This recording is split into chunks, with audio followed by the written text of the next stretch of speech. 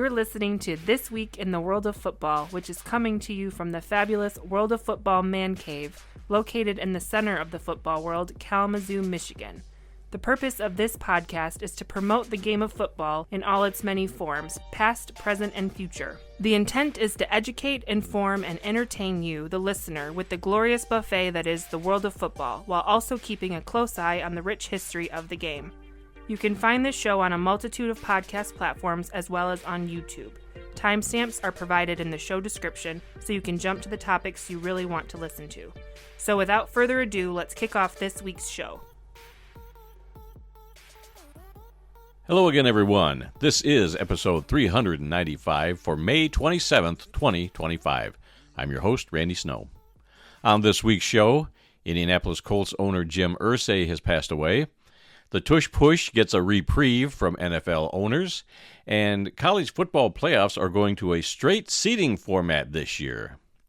But I'm not here all by myself. Across the table from me, as always, is my son, Adam. So when I walked in, everybody, I was told that I needed to be prepared because somebody's got a rant or two in this show. It ain't me. So kick back, open up a cold one, and get ready for a classic edition of Randy's Rants. Well, I did a rant many years ago, and I couldn't remember when it was, so I started going back through all of our documentation. I found out it was... Wait, we have documentation? Yes. Oh. Yes. News to me. Well, I went through all of our scripts. We've saved all the scripts. We have scripts? Yes. Yes. Something that I prepare every week, and you just show up and do what I do. And think you bring the magic with you. Hey, it's worked for 390, almost 400 episodes. Yeah. But in year two of our podcast here, we're going on, finishing our 8th year. Holy smokes. And it was about Johnny Manziel playing up in Canada, and I had a rant about that where he was giving him a hard time, trying to get either more money or something. I don't know. I remember this rant. Yes. Yeah, because we've got an audio of that. I knew that we pulled it out separately, so I was able to listen to it. But I've got a couple of things. So much talk last week about a couple of subjects that came out of the owners' meetings, and it just upsets me. So I can't wait. I'm buckled up. I have some thoughts. Oh boy. I can't wait to fight you on Put on your big boy pants, and Here we go. We'll talk about that later. Let's do this. All right. Not only do we have this weekly podcast, but we also make YouTube content. We currently have over 550 YouTube videos on our channel, with the newest ones being our AF1 Week 11 recap that we just did yesterday. Oh, yeah, early in the morning. 8 o'clock in the morning. On Memorial Day. It was great. Had some technical difficulties during that. Yeah, we did. It all came out great. Luckily, it was on your end and not mine. Because right? It just Isn't that weird for a change? Makes you so upset when I have a problem on my end. Oh, it makes me even more upset when it's on my end. Trust me. Yeah, you were upset, but we were able to get things fixed. Got it done. It all worked out. Yep. It's all good. Yep. It's not really our content, but I was on an episode of Pigskin Dispatch. Man, look at you getting all the guest spots. Yeah. I was talking with Darren Hayes about the 1953 Lions Championship game that got posted this past Monday. The week before, I was on his show doing the 1952 Lions Championship, and a month or so ago, I was with him doing the 1935 Lions Championship. And surprise, surprise, I'll be on it again for the 57 title game recap. Man, look at you. Darren is forcing me to do the research and learn all the stuff that I should know as a Lions fan. And so I'm learning a lot, and I appreciate Darren for tasking me to, as a fan, know what I'm talking about. So anyway, so upcoming videos, we'll have our AF1 Week 12 recap next Monday, probably. Yep. I'm not even sure how many games are being played in the AF1 next week. There should be 3 games. Okay. Yep, 3 games next week. And you still planning to do your Adam predicts the 2025 NFL season? Man, it is a daunting task. Well, you've only got 100. It's 100 days from today that the season kicks off, so you've got 100 days to get that out. Oh, trust me, it'll take me probably all of them to get this video done. I'm just kidding. I'm slowly working on it. This is, it's one of those passion projects that, whenever I got a little bit of time, I've been chipping away at it, and then we'll take care of it. Don't worry about it. And when it's done, we're gonna have so much content, Randy. You're not even gonna know what to do with it. And yes, I avoided doing my Trump impression. We're gonna have so much content. We're not even gonna know what to do with all this content. Yeah. Okay. All right. Terrible impression. Why didn't you stop me? I I don't know how to stop you. So let's begin our weekly tour around the world of football, and we're going to start off this week with scores from Arena Football 1. Yes, this was Week 11 this past weekend in the AF1, and the first game on Saturday was the Nashville Cats defeating the Oregon Lightning 50-36. Oregon actually was ahead in this game 30-28 at halftime. Yeah, what a sequence of events right before the half, too. I think it was Oregon that scored, then they kicked off, and it bounced off the net with like 8 or 9 seconds left, and they were able to recover it at like the 1 or 2 yard line, score again to take the lead going into halftime. So it had the makings of a great game, but as often has been with this Oregon Lightning team, they are a team that definitely has tales of different halves, and Feast the or second famine. half was not as great. Yeah, they were shut out in the third quarter, and I think they only got one score after that. Yeah, they had one touchdown in the fourth quarter with under a minute to play. Way too little, too late. Cats come out with a 50-36 win. The first half was very entertaining, though. Yeah, and of course, anytime I can watch a Cats game with Eli Gold on the call is great. And you even hold on in the notes. Do you spell cats with a Z? You know it's an S, right? Yeah. Don't worry about how I write it. Just worry about how I say it. I mean, you got the K right. I know. The capital K, yeah. It's great. But yeah, and then for Oregon, still playoff. Yes. On the doorsteps of the playoff berth, despite another loss to one of the top teams in the league. Right. I still can't figure this team out. They are Jekyll and Hyde, like when they decide to show up. But as I kind of talked about before, it's just they haven't really beaten anybody that has been of note, and I got some flack for it because the Oregon Lightning social media team decided to use a clip of me from our show, remember, talking about who have they beaten, their wins have been fluky at best, and we had good fun with that. I was messaging with them saying, hey, you're welcome for me providing you some content. It's all in good fun. All right. Well, let's see. There was another game played over the weekend. Oh, was there? Yeah. They had a full slate in the four, AF1. actually. Yeah, nobody was on by at all. Also on Saturday, it was the Albany Firebirds over the Corpus Christi Tritons, 64-27. That's got to be a big victory of some sort for Corpus Christi to not lose by, what was it, 88 points? 88 points. Yeah, instead, they end up losing by, 37 points? I don't know. But that's the math. But, a decent showing by Corpus Christi. Everybody, figures that Albany's going to win these games. Was it Corpus Christi that showed up, or was it the Albany Empire that showed up for the first half of this game? Because, as we talked about on our show, the Corpus Christi Tritons had like 5 bags of luggage that apparently didn't make it to the arena, so they played the first half in old Albany Empire uniforms. It was like some red, white, and blue. I don't know what. Yeah, there were red, white, like flags on the shoulders or something. And so for a half, it was the Firebirds versus the Empire. Well, they sell their Corpus Christi helmets, but then in the second half, they were able to wear their whole powder blues, and it was actually the bright orange versus the bright blue it was a good actually look. A pretty good look. Yeah, it was. Just don't look at the scoreboard because the Firebirds had their way again with them. Yeah. Okay, and the third game on Saturday was the Salina Liberty over the Billings Outlaws, 60-41.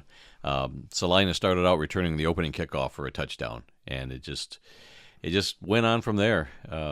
Darius Prince also returned a kickoff for a touchdown late in the first half, or no, it was actually in the first quarter, and it just went from there. Billings did make a bit of a comeback at the end because they were down 33-13 at the half, and the final score was 60-31. So I mean, they did come back 60-41. I'm sorry, you wrote 60 that down. Yep, you're right, 60-41. So yeah, they did make a comeback, but again, too little, too late for Billings. Sorry to say. Yep, and I mean, to go the second quarter, they didn't score a single point. If you're Billings, you can't do that because Billings, had the 13 points in the first quarter, and then they didn't score again until the third. Right. So you can't do that, Billings. I mean, as high of a scoring team as they can be, you can't go a whole quarter without that. I mean, credit, though, to Salina, who has just flipped a switch. Yeah. I mean, they played the best game of the season, which was against the Firebirds. Yeah, that was a loss, but that gave me a big indication of where this team could go, and they could be a problem. And the Liberty are a problem now. Whether or not they get into the playoffs will be another, we'll have to wait and see. They dug themselves quite the hole. They got a schedule that's, I won't say it's favorable at the end, but maybe winnable games at the end. We'll have to wait and see how everything shakes out. But keep an eye on the Liberty.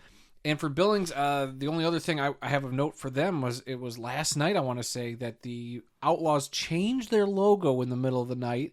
I want to throw this out there because it was like that circular logo that says the Billings Outlaws around there. Outlaw cowboy hat logo.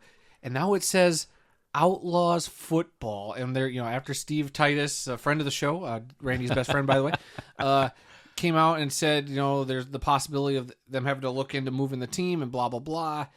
Is this our first concrete sign of the team starting that move, or is this a big elaborate game of chicken?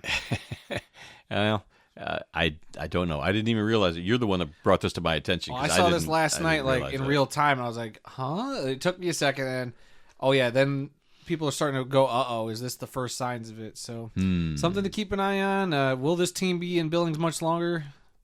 Probably not. Yeah, who knows? Hard to say. I just hope he holds on to that championship trophy so we can still drink out of it. You want to drink out of it. I want to drink out of it so bad. Let's see. The final game of the weekend was the Sunday night game on Vice. It was the Southwest Kansas Storm over the Washington Wolfpack, 63-7. This was not much of a game. It was a shellacking. The Storm were up 43-0 at halftime. Washington found the end zone once with 9 minutes to go in the fourth quarter, and that was it. They had another touchdown called back. They gave it to them, and then they challenged it or whatever, and it turned out that it wasn't a touchdown. So just a bad showing for the Wolfpack. But I don't think any of the teams in the AF1 have been eliminated yet. I think everybody is still in contention for one of the two last playoff spots. So it just depends on. I think everybody's got their own fate in their own hands, which is kind of what you want. Yeah. But boy, there was one point when I was counting out Oregon and Washington just completely. I said, there's no way those two are going to make it. Well, now Oregon's right in the mix, and Washington could be there if they turn things around here quickly. I mean, Washington's got a couple of tough games. They got to go to Albany in the final week of the season, I want to say. And then they got one other game that I think it's against Salina. I'm not sure. We don't have next week's schedule in front of us because we're eliminating that from our script. Right. But they got a couple tough games. I just don't see Washington overcoming that the way they've been. But I guess technically, if they were to pull those two off, I mean, if something happens to those other teams, winning percentage is how they're going to be determined. So. Yeah. And then Billings and Oregon are playing the next 2 weeks. Home and home. 3. Well, aren't they There's a game back in between. No, is there? Okay. Yeah, there's a game in between. But 2 out of the last 3 games are Oregon and Billings play each other home and away. So if one of those teams can win both of those games, they would have the upper hand. I mean, if they split them, who knows? But and then you don't know with Salina. If Salina can pull off a couple wins on their own, it's going to be interesting. I even had a coworker at work today, surprisingly, who watches my Facebook for some reason, ask, so wait, there's only 3 teams in this arena league that have winning records? I say, yep. That's just how it's been. 4 teams get in, and 3 of them have a winning record right now. So, okay. Well, let's look at the standings after 11 weeks. It's the Albany Firebirds with a 9-0 record. In second place, it's the Southwest Kansas Storm at 7-3. Those 2 teams have locked in playoff spots. Yep, the Storm clinched the playoff spot. With their win. With their win. At number 3 is the Nashville Cats at 4-3, and then Corpus Christi at number 4 with a 3-4 record. Somehow clinging onto that spot. Yeah. After that great start to their season. And then the mass exodus of players, and they have still been able to cling onto that 4th playoff spot. Yeah, weren't they 3-0? Oh, they were 3-0, yeah. Yeah, they were 3-0, and then all the problems happened. Yep. They brought in some replacement players, and then all the problems came to light and finally were dealt with. So the rest of the standings is Oregon is at 4-6, Salina at 3-5, Billings at 3-6, and Washington at 2-8.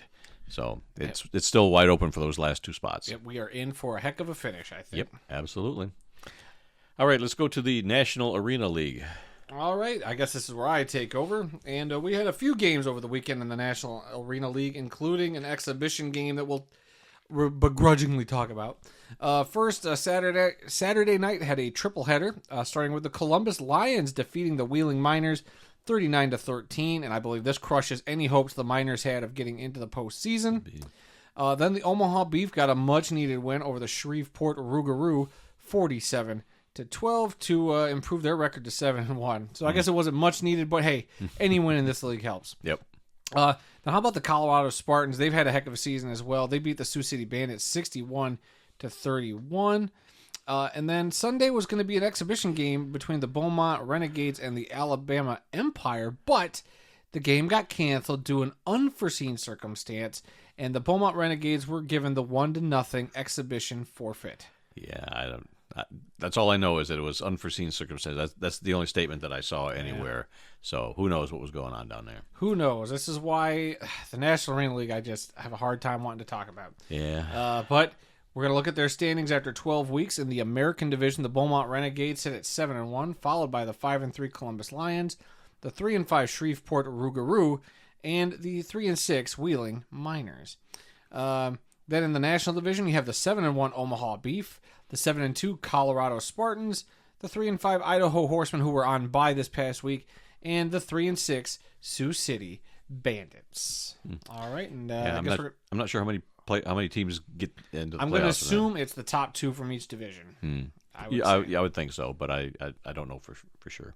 I'm going to be like 84% sure. Okay. Leave a little room for error. Okay. Well, let's move on to the Indoor Football League. We have some scores from Week 10. Let's see. Friday night, it was the Tulsa Oilers over the Iowa Barnstormers, 56-55, in somewhat of a close game there. Saturday, it was the Jacksonville Sharks over the Fishers Freight, 46-40. That's they have not won a game since we've seen them. And this breaks my heart. 2-0, and they've lost every game since. I hate that because they're a good team. I like them. Let's see. Saturday also, the Bay Area Panthers over the San Antonio Gunslingers, 55-26. Also Saturday, the Arizona Rattlers over the Northern Arizona Wranglers,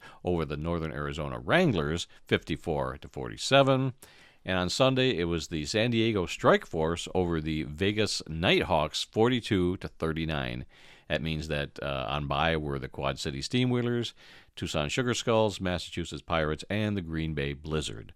So looking at the standings in the IFL after... Well, hold on. Before you get to that, can we just quickly talk about the Tulsa Oilers game? Sure. Because I don't know if you saw this on social media, but they actually made it onto the Sports Center top plays. No, I did not know that. Yeah, there was a play during the game, and I'm like feverishly looking for it right now. Hard to find everything on. Well, if you want to look for that, I can go through the standings. No. I'm looking vigorously for it right now. But that game itself was, absolutely insane. Iowa has been a team that's been up and down all season. I know that because of our friend Trey, who runs Off the Wall, who we learned a lot from. Go check out our video with him about the mid-season break.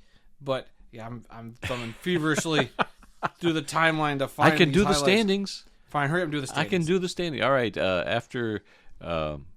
We're in the IFL. Okay. Yep. I lost my place. IFL standings after Week 10. Quad City Steamwheelers, this is the East, at 6-2. Tulsa Oilers at 6-2. Jacksonville Sharks at 6-2. Green Bay Blizzard at 5-3. Massachusetts Pirates 2-5. Fishers Freight at 2-6. And Iowa Barnstormers 1-7. In the West, it's the Arizona Wranglers at 7-1. Bay Area Panthers at 6-2. Vegas Nighthawks 4-4, as well as the San Diego Strike Force. Tucson Sugar Skulls at 3-4, San Antonio Gunslingers at 2-6, and Northern Arizona Wranglers at 1-7. Yeah, so the top play was an incredible touchdown catch over the wall in the end zone. It was a heck of a play there, and also something we didn't mention from that Iowa Tulsa game. Iowa was up by 18 points. Were they at the end of the game? And the Tulsa Oilers came back with about 2.5 minutes left to win this game. So the Iowa Barnstormers just absolutely crumbled, and the Tulsa Oilers were able to snag that win, being down 18 points and coming back at the end of the game like that. Go check out those highlights. Absolutely incredible stuff there. Our buddy Trey definitely put a fun little video together about that. Are there highlights on the social media, or are they on? They're not on YouTube. I think it's on YouTube. I think you can find highlights there. Okay. What self-respecting indoor football league wouldn't put their highlights up on YouTube? I don't know. Yeah. So. All right. Let's move on to the United Football League. Okay. Yeah. I guess I will take care of this one. How much UFL action did you watch over the weekend? I watch the Panthers game. Okay, That's I was about unable to catch anything this weekend, so I'm just going to run through the scores, and you can tell me how that Panthers game went. Yeah. On Friday, I saw the St. Louis Battlehawks defeat the San Antonio Brahmas 39-13. Then Saturday, the Arlington Renegades took care of the Memphis Showboats 30-12. On Saturday, the Birmingham Stallions took out our Michigan Panthers 26-22. The Panthers gave out 2,000 Jake Bates bobbleheads this Saturday. They'll be giving them out this Saturday. Will be giving out. Yes. Okay, well then you shouldn't have put that there. You should put that for the next game. And let's see. Well, I want people to know that so they can go and get a bobblehead. Well, I wish I could. I've told that. I know. I want to go. Well, I want to go too, but they can just sell me that bobblehead. I would gladly pay them real money for it.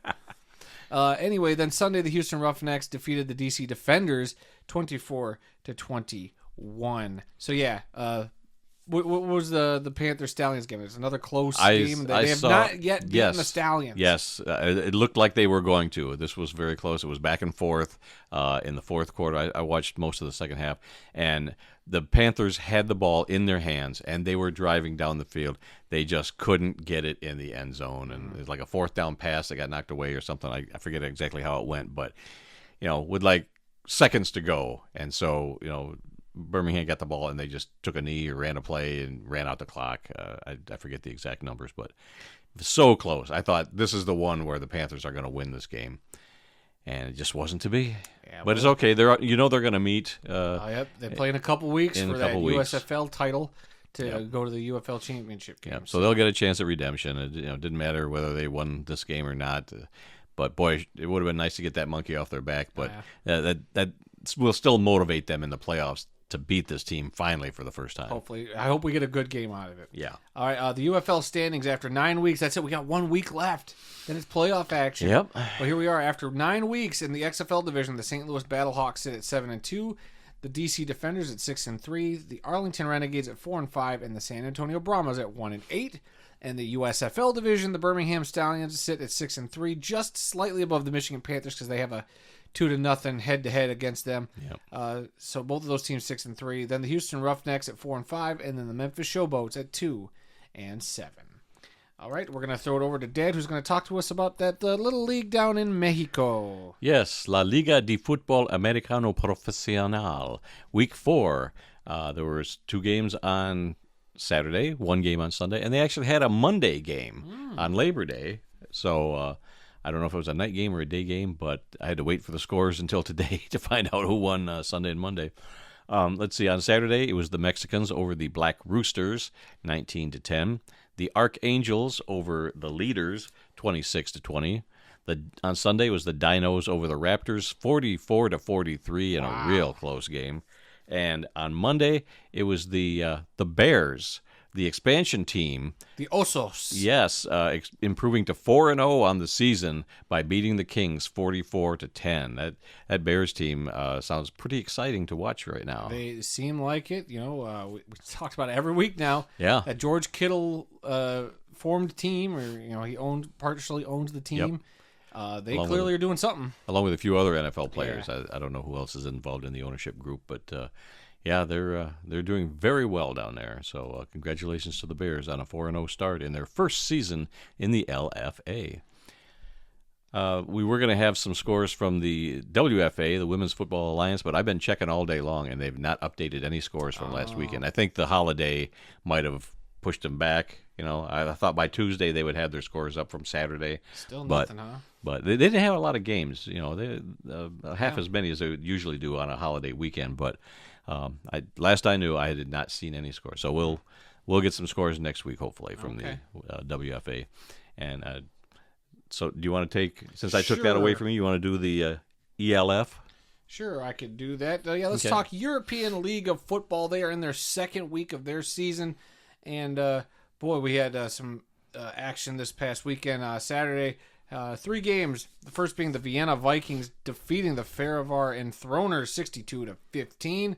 Also Saturday, the Hamburg Sea Devils defeated the Prague Lions 28-13. And then Saturday, my Frankfurt Galaxy finally got a nice win. They beat the Madrid Bravos 47-33. Sunday, Randy's Nordic Storm are now 2-0 after they defeated the Verschlaw Panthers 40-21. Woohoo! Go Storm. Sunday, the Paris Musketeers shut out the Stuttgart Surge 6-0. Then Sunday, the Tyrol Raiders over the Helvetic Mercenaries 44-6. And then finally, the Munich Ravens defeated the Berlin Thunder 38-16. And then on bye in week 2, a bye already, huh? Yeah. The Cologne Centurions and the Rhine Fire. Look, if you guys haven't checked out anything from the ELF, you should. I have been woefully behind on them, but I have their app, so I get a lot of updates from them. I try to check out scores when I can, and usually I catch some really good highlights. They got a few great players over there too, so be over there. Go check that out if you're really fiending for some more football. The European League of Football has been doing it right for a while now. I forgot to add this, but Tua Tagovailoa's brother got signed as a quarterback. Yes, did we talk about that last week? We didn't talk about that because that just happened over the weekend. Okay, I didn't I was think so. hoping you'd talk about it. Yeah, I forgot to write it down, but his brother, I forget his first name, but didn't he play at Maryland? Yes, I believe so. And but yeah, he's signed with one of the teams over there, and I can't even remember that. See, I didn't write anything down, but I saw it and I said, "Oh man, we should talk about that on the show." Didn't do it. If you give me a second to open up the ELF app available in the iOS and Android stores, guys, should be great. Good for you to download there, and I'm hoping to find it in the news section. Oh, geez, here we go again. Yeah, I know. We just need. Hey, you're the one who didn't put this in the script, buddy. By the way, that's the end of the scoreboard for this week, so Okay. we're done with the scores. We're going to move on to other stuff as soon as Adam finds this story. Good luck with that. Yeah, this is great airtime. Let's see. So, searching. Got to scroll through all the games this past weekend. He's going to play for the Hamburg Sea Devils. Oh, that's right, the Hamburg Sea Devils. Yes, now I remember. There we go. So there you go. I don't know if he played in that game last week or not. I don't know if he did or not. I didn't He's probably learning getting adjusted to the time and the food and everything over there. Maybe. I don't know. The water. I'm sure it'll be a big deal when he starts playing. Right. Maybe Yeah. There'll be some play over here with Sports Center or something. Yep. So if you want to see Tua Tagovailoa's brother, be a fan of the Hamburg Sea Devils. There you go. All right. Let's move on to some more happenings in the world of football. The NFL meetings took place last week, but you snuck in a few things on me, didn't you? Well, first off, let's talk about how Saquon Barkley is going to grace the cover of Madden this year. Oh. Doing his famous backwards leap over a player. Yeah. Is that a for sure thing? Or is I believe so. I saw that rumored somewhere. thing? That's a for sure thing. Okay. And then the other thing I wanted to sneak in here before we start talking about the owners' meetings for some reason is we didn't talk about this last week or the week before, whenever this came out. The first image of Christian Bale and Nicolas Cage in the new Madden movie. Obviously, Nicolas Cage, when we all heard he got cast as John Madden, we're all like, what? Yeah. That's insane casting. And after you think about it for a while, you're like, well, maybe he could pull it off. And then in this first image, boy, does he look like John Madden. Yeah. And then I had no idea when I saw this image that Christian Bale was even involved. And when I saw him as Al Davis, I'm sold. I am sold. The two best method actors on the planet in a single movie. And apparently there's already stories about them being method actors and driving everybody insane on the shoot of this movie. I'm all in. This is going to be Oscar. I can't wait. Nicolas Cage does look like Madden, albeit a skinnier version, skinny in the face. They got the body padded, so he looks pretty big, but his face looks kind of skinny. He's going to be awesome. But cannot yeah, wait. I love Nicolas I think we'll be able to Cage. get into Oh both my these god! I bought characters. like 3 Nicolas Cage movies a few years ago and just like watched all of them because I never seen I bought The Rock, never saw that. He's awesome in that. Face Off, never saw that. He's great in that. And then what was the other one? Con Air. He's great in that. And I mean, he's been in several other movies I've seen recently. yeah. I just love Nicolas Cage. He's just so bonkers and weird. I love it. And then Christian Bale's one of my favorite actors. So when I found out he was going to be Al Davis, I was like, yep, sign me up. This is a for sure day one. Can't miss it. We're going to talk about it on the show. So excited. Okay. So when is that Madden movie coming out? Is that next year? Probably next year. It's not going to be this fall, probably. Probably not. So it's probably probably next summer. I mean, I have to look up a release date for it, but yeah, it's okay. I wouldn't think that it would be like that effects heavy. Yeah. So actually, let me pull up this. Oh God, no! We're not waiting for you to scroll through this again. We're going to go on. When you find it, you just break in. Let's see. The NFL owners meeting took place last week. And No release date has been set. Okay. For the owners meeting? No. For the movie. All right, moving on. And during the meeting, several things came out. The Lions' proposal for playoff reseeding was withdrawn. And I've been listening to a lot of sports talk lately, and some of them were speculating that the reason that might have happened is because there are rumors that the NFL is going to go to an 18-game schedule in 2027. That's what they were talking. I mean, that's just all rumors, sports talk. You know how that goes. But it kind of makes sense that, why bother doing it now when we'll just change it when we come to the 18-game schedule, and we can do all that at one time. Don't need somebody to propose doing that for whatever reason. Yeah. So that made some amount of sense to me. That might be what's behind it. They modified the onside kick. Teams may now attempt at any point in the game, rather than. Let me start over again. Yeah, this is a terrible read. Teams may now attempt an onside kick at any point in the game when trailing, rather than just in the fourth quarter. Before it had to be in the fourth quarter. And I hate the fact that you've got to announce it because you got to line up differently, and that takes the surprise out of it. But kicking team players, other than the kicker, can also move 1 yard forward to give them a better chance of recovering the ball. Now, does that mean that they're going to line up early, or are they going to get a jump start early, like maybe a little bit of a running start? I thought it just meant that they could line up a yard closer, but I don't really know. I have to see this visualized. Yeah. But, that's something they're doing. Touchbacks are now going to be spotted at the 35-yard line instead of the 30. No big deal there. I guess they're trying to, make them return the ball, and instead of just, automatic. Everybody's taking it, automatically as a touchback anyway. So, and then let's see. And then the two big ones that everybody was talking about all week long that just drove me nuts. Oh. The NFL owners are voted to allow NFL players to participate in the 2028 Olympics in flag football. Okay. And the Tush Push ban failed by 2 votes, which I do like. You like that it failed? I like that it failed, yes. I like the Tush Push. I mean, I can't say that I like it, but I understand it, and I don't think there's anything wrong with them doing it. And I've talked about my rants in the past, or my one big rant that I've had, but I've been thinking about this all week, and just so much sports talk that I've listened to just really got under my skin. And so I got a couple thoughts on each of these subjects. Okay. On the Tush Push, in 2004, the NFL rescinded the rule that said you could not aid a ball carrier by pulling or pushing him. Now, because one team has mastered a single play that no one seems to be able to stop, everybody is up in arms and wants to ban it. Well, I say, boo frickety who. The NFL has passed so many rules in favor of the offense over recent years that it's obvious they want all the offense that they can get. This play keeps drives going for another set of downs, so what is the problem? In the CFL, the defensive line has to line up 1 full yard away from the offensive line on every single play. That's just the way the rules are. So whenever there's a 1 yard sneak by a quarterback, it's 99% effective. You know they're going to get that yard because the other team's already backed up by a yard on that. So it seems like if teams don't like it, if they don't like the Tush Push, then find a way to stop it. Don't run to your daddy, a.k.a. the league, and tell them to stop the other team from using a play that works most of the time because it's not fair. Here's another thought. Start using it yourself. Spend some time in training camp working on this play yourself. Even if you can't stop it, the other team won't be able to stop you either. That evens things out.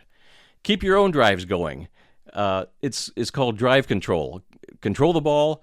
Keep the other team's offense on the bench, and that's how you win games. So that's my little rant on that subject. Okay, well, let's take a breather here for a second, everybody. I'm all bothered. Randy's all fired up. Look, makes me mad. I couldn't agree with you more. Except? Well, no. But I think the funny thing about this is, that vote it failed by 2 votes. Right. So that's 20. I think they needed 24. They got 24. They got 22. So it was 22 in favor of banning it to the 10 that didn't. Which to me is funny because the team that proposed this ban was the Packers, the Green Bay Packers. And what was the final score that the Eagles beat the Packers in the playoffs? I don't remember. 22-10. How poetic is this? It's great. And of all the teams that also sided with the Eagles in keeping the Tush Push, there's only one team that is on the Eagles schedule that voted Yeah, keep it. And that's the Detroit Lions. Dan Campbell and them were saying, man, we'll give it a shot. We'll try to stop it. Bring it on. We're not scared. Let's see if you can stop ours. Let's see. Well, it also, so it's more than just the tush push. It's any sort of helping a player get momentum. So like that great play of the David Montgomery getting lifted by the offensive line, that would be gone. That'd be a penalty. You couldn't do it anymore. And the Packers benefited from the same thing at several points where guys were getting pushed into the end zone, scoring touchdowns. So I don't know if all these teams thought about that. It's not just the tush push. It is any sort of adding forward momentum to a player, pushing a player forward. So I think it's a good thing this thing is not getting banned.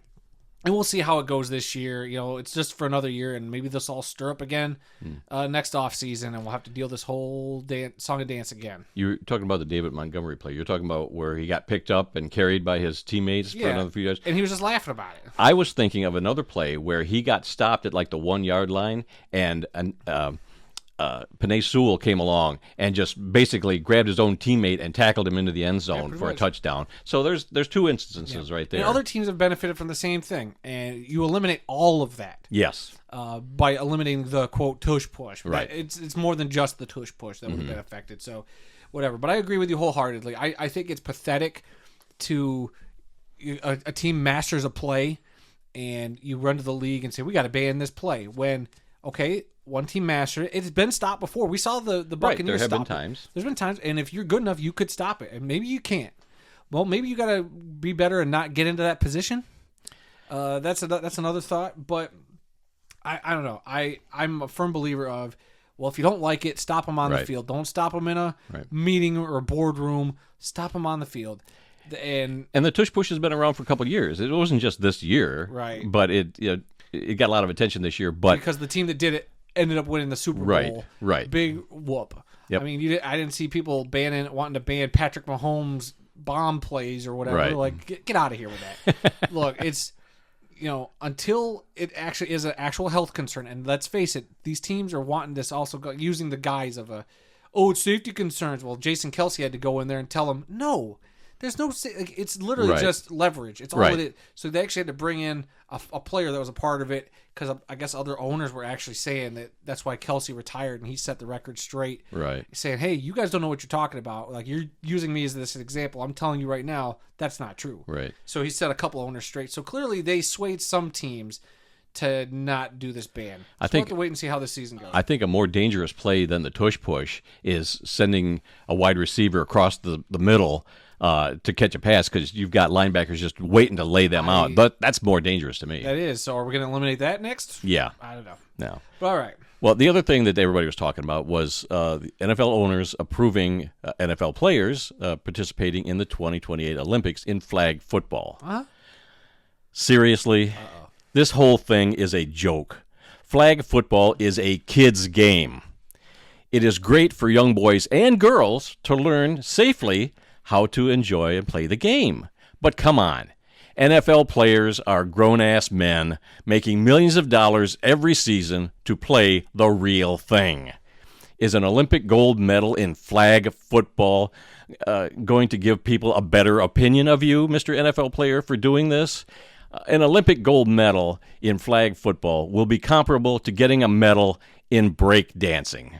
That's the way I look at it. This is not something NFL players should be involved in. I know that the NFL is behind flag football, for participation to get more people to be fans. So I guess they want their players to be the face of flag football. But seriously, this is a joke. NFL players don't need to be playing flag football. But it's a great kids game, and it shouldn't even be in the Olympics. I'm sorry. I'll agree that it shouldn't be in the Olympics. But if we're going to do it, I'm okay with NFL players being in there. I want them to have fun. Part of it is the Olympics are fun, and the Olympics is in a bigger scope is to be the world coming together for fun competitiveness. And while, yes, at the end of the day, people are going to get medals, and, I'm not going to even try to compare this to like the NBA players going and playing in the Olympics to get gold medals or whatever. But it kind of has that vibe to it, I guess. I mean, how many NFL players can say, I went and grabbed, anybody not named Jim Thorpe could go and say, I won a medal in the Olympics. Well, I've again, I've been listening to a lot of sports talk, and they said when hockey players or NBA players, NHL, NBA players go to the Olympics, they're playing the same game that they play That's fair. all the time. That's fair. You don't ask a Major League Baseball player to go out and win an Olympic medal in T-ball. Why not? Why can't we do this? Because that's stupid. That's absolutely stupid, and that's what flag football is in the Olympics is stupid. I'm sorry. Look. At the end of the day, I agree with you that flag football shouldn't be part of the Olympics. As much as I want football in some form to be in the Olympics, it's not comparable. I mean, you can't have actual football in the Olympics because there'd be a lot of. It's just way too complicated. Yep. It's not like hockey or basketball; these universal sports that everybody plays around the world. Yeah, everybody plays around the world, but football is such a American sport that yes, it's been growing in other countries, but I just don't think the talent level is what it is. It'd be so unfair. It'd be the worst NFL team would beat up upon whatever other country's makeshift team like 1,000-0. It'd be a bloodbath. So we couldn't do it. There's a lot. I'm sorry. Go ahead. No, but I think that from a marketing standpoint, though, of your players across the globe in this flag football, it makes sense. Yeah, marketing is what they're into. That's all this is.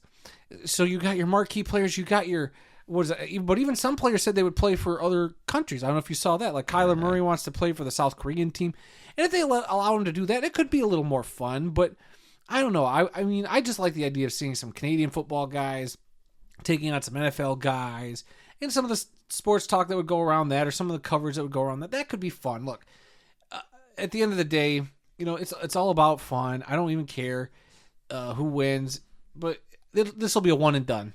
Like breakdancing, it'll be one and done. I don't like flag football in the Pro Bowl setting, and I don't like it in my Olympics. Did you ever play flag football back in school? Actually, I did. I was thinking about this. When I was like in junior high, in gym class, we played flag football. Nice. So that was back in the mid-'70s. Okay. And so it's still, it's still around, but it's just getting a lot of attention now. Yeah. And I think it is great for kids. I totally support it for boys and girls to learn the game and get out there and not have to worry about, getting tackled by some, 80-pound kid when you're only 50 pounds or whatever. It's great for kids. But, again, it's a kid's game. I would like to regale you with a tale. The year was whatever year I was 5th grade.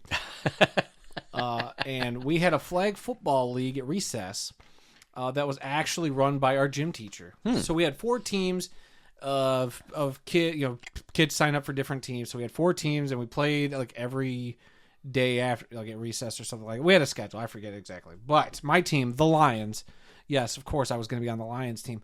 We're in the championship game, Randy. It was a high-scoring affair, and we lost in, I forget what overtime it was, but it was like score for score. We were in overtime. The bell was about to ring, and we were running late, and we got robbed on the last play of the game. My buddy Josh Rain should have had that touchdown, and the gym teacher said he didn't get it, and we got robbed. I was robbed of a flag football championship in 5th grade, and I'll never forget that, Mr. Marasco, whoever my gym teacher was at that point. I will never forgive him, and I think I wrote about that in the 5th grade newspaper that I also started. I did a whole article, I believe, on that. That's somewhere. So I just wanted to throw that out there in the ether that I'm not happy about that, and that haunts me to this day. Okay. Robbed, I say. He was in, dang it. He got tripped. He got tripped by a different kid who was not in the game on the sideline. He got tripped. Oh. Yeah, it was bogus, and we got robbed. All right, that's my story. All right, that's enough on those 2 subjects. Let's move on to something else. Some news out of the UFL. I guess we should have covered this when we had the UFL up there. I know, terrible planning. Yeah, is the UFL planning to expand by 4 teams next year? I've seen a couple of different posts on social media that say earlier this month the league supposedly filed trademark applications relating to names of 4 original USFL teams: the Oakland Invaders, the Philadelphia Stars, New Jersey Generals, and the Tampa Bay Bandits. So I don't know if this is totally legit or not, because my first question is, they had, in the last couple of years, they had the Tampa Bay Bandits and they had the New Jersey Generals, they had the Philadelphia Stars. why would they need to go and get these trademarks back again? Don't they already own these things? So that's what makes me a little leery that maybe this is, somebody trying to push something that's not quite true. Well, on top of this, there was the story about Tom Brady wanting to own one of these UFL teams, possibly the Bandits, but who knows if that's true. The other thing I saw was, and I saw no anything to back this up, but that the Sea Dragons would come back. Right, yeah. That was out a month or two ago. Yeah, the so Seattle Sea Dragons. Hard. I don't believe anything at this point. I just want this league to get to the championship game. Right. And Michigan Panthers to win it all. And we'll go from there because I don't know, with some of the attendance problems that people keep talking about, right. and after they got the CBA hopefully figured out going forward, right. We'll wait and see. Yeah. We shall wait and see. Okay. Let's see. News from the Arena League. The Eau Claire, Wisconsin Axemen have been taken over by the league. The news came within hours of the Sonatag Center where they play, terminating the arena lease with the team due to the previous team ownership's breach of the lease. Interesting. So I don't know if, since the league has taken over, that if they've paid those unpaid bills and they're going to be playing in the same place, or do they have to find a new place to play? I don't know. That's basically all I know right now, is that the league's taken them over, and it was because the other ownership didn't pay their lease or part of the lease with the arena. Yeah. I have no idea, but I mean, if I don't know if you got a chance to check out Off the Walls interview with the Duluth Harbor Monsters. I did hear that, yes. But it was a great interview. I loved watching it and listening to it. That he kind of broke down quite extensively a lot of what these teams have to do to, have a franchise and to try to be sustainable. And it sounds like a very good model, but if that's the case, then how did this slip up happen? Is my question. This is a brand new team, and he said like up front you have to have 2 years worth of your everything paid off and whatever. Right. Yep. And how could something like this happen if that plan's in place? I don't know. It's just interesting to, kind of put those together. But well, something's not adding up here. So I guess we'll wait and see. I did see some pictures of the Axemen uniforms, which looked kind of nice. So, and then some other helmets. I even I don't know if you saw the what is it? The Lunkers? Yes. Yes. I forget. I'm blanking on them, but I commented because they posted some new pictures of their helmets with like a chrome helmet, and I'm like, oh, that's cool. I'd buy a mini helmet, and they commented and said, well, here's a link, but it's to their old helmet. They're like, you're gonna have to do the chrome yourself. Oh, yeah. And that's too much work. But the helmets look nice. The Ozark Lunkers, I believe. Yes, the name you're of the right. team. You're right. So if you want to go buy a mini helmet of theirs from last season, you can do that, but not the new, really good-looking chrome ones. I'm curious about this league going forward. It's still in its infancy. They're still figuring stuff out, but we'll be covering them a little bit as their season kicks off next week. Yep. This weekend. This weekend. Right. This weekend. Yep. All right. Moving on to some college news. The college football playoffs are going to be going to a straight seeding model. The 12-team bracket will be seeded directly based on the final rankings by the College Football Playoff Selection Committee, and there will not be any more automatic bids for the top 4 teams. Oh, so I did that video a couple months ago about how I would fix the playoffs. A straight playoff seeding was not one of my solutions. Really? But they weren't listening to you, obviously. Or maybe they did, and they said, that's stupid, we're going to go our own way. With the final standings, they went that route. So that was something I kind of was in favor of. So I'm glad they're kind of going that route. But yeah, the fact they're getting rid of the buys is interesting. That was a big point of contention this last year because the teams that were on bye lost. Yeah, the top 4 teams lost. The top 4 teams are the teams that got the 4 top seeds. Right, because they were conference champions. But yeah, the fact that all those teams lost was wild. Pretty ironic. So I think it's great that they're all on an even playing field, no buys. You got 4 games. Got to win it on the field. Yep. Okay. The other college stories that came out, season tickets have been sold out at North Carolina. Why is that? What's so special about them? Well, they've got Bill Belichick over there. Oh, yeah. So I guess the whole soap opera with him and his girlfriend are paying off because people want to be there to see what's going to happen. Oh, boy, I can't wait for something to happen on the sideline where he gives her the headset and like, okay, honey, you can coach the team now. Like, man, what a weird situation that is. Yeah, you never know what's going to happen there. So, yeah, it's like a train wreck. You can't take your eyes away from it. I guess. Can't stop looking at it. Let's see. EA Sports College Football 26 video game. You changed my story. Nope, this is a brand new story. Oh, I thought I had this. There's nothing else there. Okay. Oh, that's right. Okay. EA Sports College Football 26 cover athletes will be Alabama's Ryan Williams and Ohio State's Jeremiah Smith. Both are sophomore wide receivers. I wonder why they picked them. I don't know, other than the fact that they're very talented wide receivers, playmakers in the game that you're going to want to throw to at the two of the biggest schools in the country. So, I mean, that's all I could think of. I don't know if there was a real special reason why.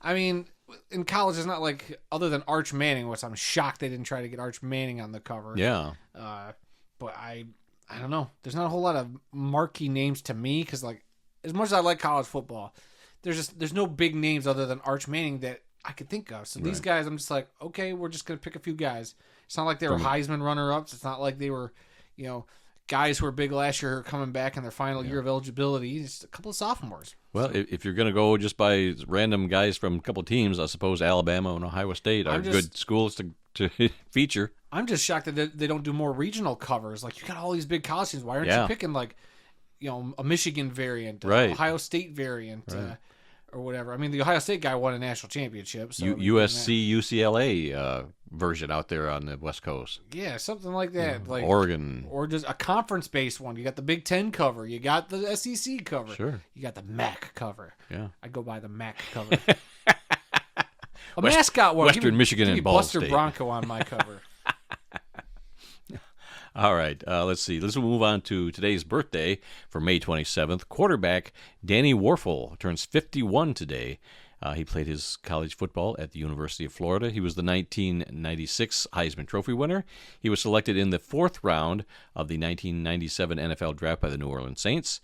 Played 6 NFL seasons. He was with New Orleans from 97 to 99. He was with Green Bay in 2000. He was with the Chicago Bears in 2001. And he was with the Washington Redskins in 2002. And he was inducted into the College Football Hall of Fame in 2013. So happy birthday to quarterback Danny Wuerffel. All right, obituaries. This is where we take a moment and honor those who made the world of football a better place. The first one, obviously, Jim Irsay, owner of the Indianapolis Colts, passed away in his sleep on my birthday last week, May 21st, at the age of 65. His father, Robert Irsay, purchased the Los Angeles Rams for $12 billion.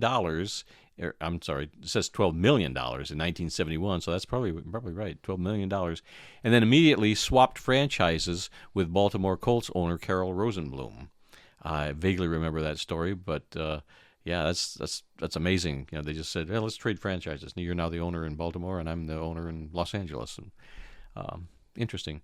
The Colts then moved to Indianapolis in 1984.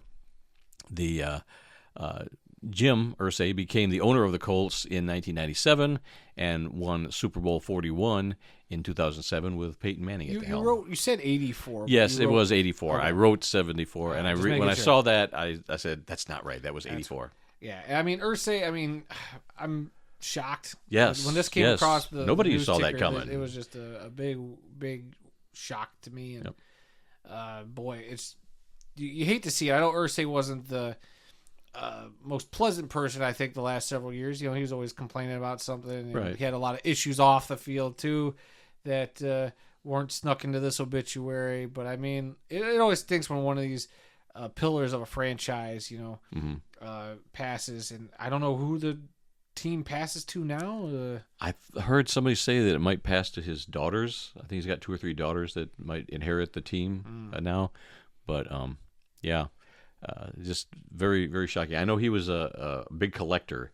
He had a great guitar collection. I don't know if they were autographed guitars, but they were famous guitars. I heard he had one of Ringo Starr's drums. Yep. He paid big bucks for that. So yeah, he had quite a collection. In fact, they did a story on him on like 60 Minutes where he was in the middle of his collection. He was talking about all the stuff he had and accumulated and whatnot. So sounds like a pretty interesting guy. But like you said, very outspoken at times and. But everybody that I've heard, of course, you don't want to speak ill of the dead, right. But everybody's coming back saying what a great guy he was. People that played for him said that even after I wasn't on the Colts anymore, he still treated me great and my family. He was just a really, really great guy. So it was just a big shock that he passed away. Yeah. All right, our next obituary is that of Tommy Raymond, a running back in the NFL, Canadian Football League, and World Football League, has passed away at the age of 73. Raymond played college football at Missouri and was selected in the 9th round of the 1974 NFL Draft by the Pittsburgh Steelers.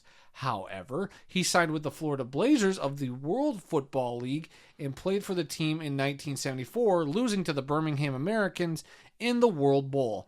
He was named the 1974 WFL Rookie of the Year and the WFL Most Valuable Player. Raymond played for the WFL's Jacksonville Express in 1975 until the league folded midseason. He also played for the Kansas City Chiefs in 1976 and the CFL's Saskatchewan Roughriders in 1977. Our next obituary is that of Ron Curl, a guard and defensive tackle in the Canadian Football League and the World Football League, has passed away at the age of 74. Curl played college football at Michigan State and was selected in the 12th round of the 1971 NFL Draft by the Pittsburgh Steelers. He never made the Steelers' active roster, and he signed with the CFL's Toronto Argonauts, where he played in 1973 and 1974. He also played for the Birmingham Americans in 1974, the team that won the World Bowl, and he played for the Chicago Wind of the World Football League in 1975. And our final obituary this week is that of Lynn Amity is how I would pronounce it. Amity, okay. Yeah. A longtime college football assistant coach, has passed away at the age of 83. Amity played college football at LSU. He went on to play quarterback in the Canadian Football League for the Edmonton Eskimos in 1963 and 64. From 1972 to 1998, he was an assistant college coach at Tulane, LSU, Tennessee, Vanderbilt, Southern Louisiana, Texas A&M, Florida, Texas, and Mississippi State.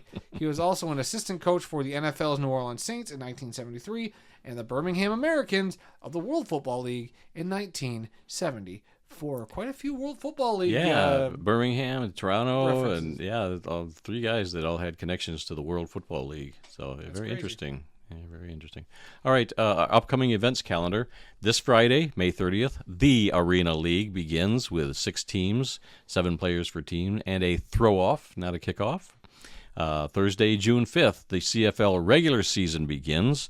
They're going to have a game between the Ottawa Redblacks and the Saskatchewan Roughriders at 9 p.m. Are we doing a weekly CFL show, or is that too much? Boy, I don't know.